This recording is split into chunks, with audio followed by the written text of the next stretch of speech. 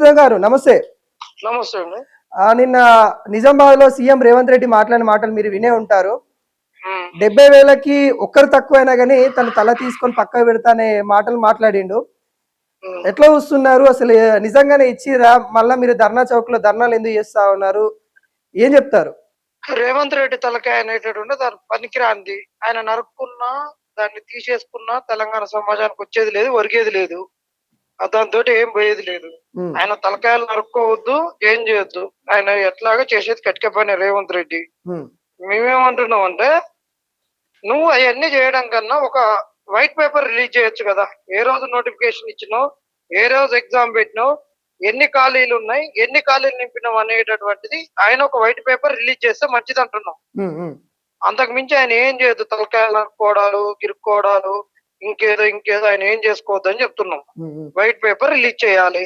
ఆయన 70,000 ఉద్యోగాలకు ఒకటి తగ్గిందని నువ్వు ఎక్కడనో నీ పార్టీ మీటింగ్లలో కాదు చెప్పేది. ఉమ్, ఉమ్, నీ యొక్క దేశ అధ్యక్షుడు వచ్చి చెప్పిన కాడికి అశోక్ నగర్ కూతవేటు దూరంలో ఉంది.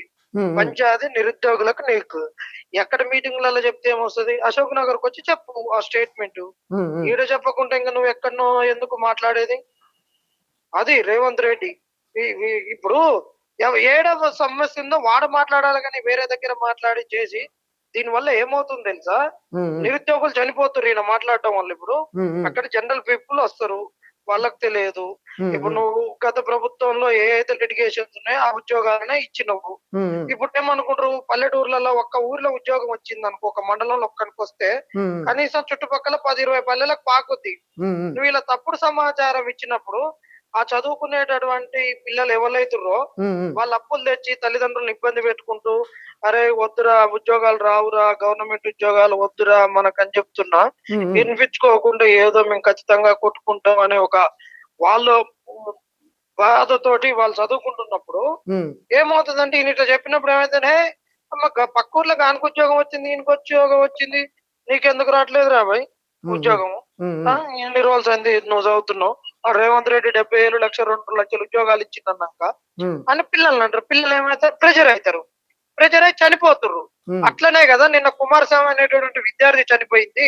ఉమ్, ఒక ఆస్పిరెంట్ ఉమ్, మా 10th లో 500 550 చేంజ్, ఇంటర్ లో 980 చేంజ్, ఉమ్, ఉమ్, డిగ్రీ బీటెక్ లో డిస్టింక్షన్ లో పాస్ అయిండు. ఉమ్, ఇవాళ అబ్బాయి ఎందుకు చనిపోవడం జరిగింది ఒకసారి ఆలోచించండి. ఇవాళ నువ్వు ఇలాంటి తప్పుడు సమాచారాలు సమాజానికి ఇస్తున్నప్పుడు ఉమ్, వాళ్ళు ఏం తెలుసుకోవాలో వాళ్ళకి అర్థం కాక ఉమ్, సమాజం ముందు వాళ్ళు దొంగలైపోతూ మీరు చదవట్లేరని తల్లిదండ్రులతో తిట్టించుకుంటూ ఇదంతా భరించలేక వాళ్ళు చనిపోయారండి. ఉమ్, ఉమ్, ఆ అబ్బాయికి చనిపోయేంత కర్మ ఏం పట్టింది దీని వల్ల? ఇలాంటివి చేస్తూ ఒక సున్నితమైనటువంటి మనసులు ఉన్నటువంటి వాళ్ళు చనిపోయేటట్టు పురిగొల్పుతున్నది రేవంత్ రెడ్డి ప్రభుత్వము. జనార్దన్ గారు, జనార్దన్ నేను గారు ఒకటే చెప్తున్నా రేవంత్ రెడ్డికి సవాలు. ఉమ్, నీకు తలకాయ ఇరగొట్టుకోక ఏది ఇరగొట్టుకోకు, నీకు దమ్ము ధైర్యం ఉంటే నువ్వు వైట్ పేపర్ రిలీజ్ చేయి. ఉమ్, వైట్ పేపర్ రిలీజ్ చేసి అశోక్ నగర్ కు వచ్చి మాట్లాడు. ఉమ్, ఈ మాట్లాడకుండా నేను తలకాయలు నరుక్కుంటా, మెడకాయలు నరుక్కుంటా, ఇది చేస్తా అది చేస్తా మాత్రం ఊకునేది లేదని చెప్తున్నాం. ఉమ్, ఈ సావులకు బాజాప్తా రేవంత్ రెడ్డి అనేటటువంటి వాడు నైతిక బాధ్యత వహించాల్సిందే. ఉమ్, నైతిక బాధ్యత కదా, కుటుంబానికి ₹1 ఎక్స్గ్రేషియా ఇవ్వాలి, ఇంట్లో ఒకరికి ఉద్యోగం ఇవ్వాలి, ఉన్న ఖాళీల పైన అన్నిటిపైన వైట్ పేపర్ ఇవ్వాలి. ఉమ్, ఎవడు పడితే వాడు కాంగ్రెస్ వాడు వచ్చి ఇష్టం వచ్చినట్టు ఒకటి 2 లక్షలు, ఒకటి 20,000 అంటాడు, ఒకటి 60,000 అంటాడు, ఒకటి 70,000 అంటాడు. ముఖ్యమంత్రి స్టేజీల మీద ఇష్టం వచ్చినట్టు పోకర్ మాటలు మాట్లాడతాడు. ముఖ్యమంత్రి స్థాయి మాటలు మాట్లాడతాడు ఎక్కడన్నా? ఉమ్, ఉమ్. వాళ్ళ కాడ డేటా లేదా? సమాచారం లేదా? ఏది లేనప్పుడు ఎందుకు మాట్లాడతావు అట్లా? అంటే ఎల్బీ స్టేడియం అని అదే అందుకే అంటా ఉన్నారు. ఎల్బీ స్టేడియం కాడ వాళ్ళు ఏవైతే ఉద్యోగాలు కల్పించారో ఆ లెక్కలు బేస్ చేసుకుని చెప్తా ఉన్నారు అనేది కూడా బలంగా లెక్కలు బలంగా కాదండి. నీకు ఉన్నటువంటి ఖాళీలు 2 లక్షల ఉద్యోగాలు అవి గతంలో వచ్చినాయి. దాంట్లో ఉన్నటువంటి ఆ నోటిఫికేషన్ కాక 2 లక్షల ఉద్యోగాలు నింపుతామని ప్రియాంక గాంధీ చెప్పింది. నువ్వు యూత్ డిక్లరేషన్ ఇచ్చినావు, మేనిఫెస్టోలు ఇచ్చినావు, ఆ 2 లక్షల ఉద్యోగాలు ఎడిపోయినాయి. ఇప్పటి వరకు ప్రైవేట్ సెక్టర్ లో నువ్వు కల్పించిన ఉద్యోగాలు ఎన్ని, వచ్చిన పెట్టుబడులు ఎన్ని, వైట్ పేపర్ రిలీజ్ చేయి. యువత కల్పించిన స్కిల్ డెవలప్మెంట్ ఏంది?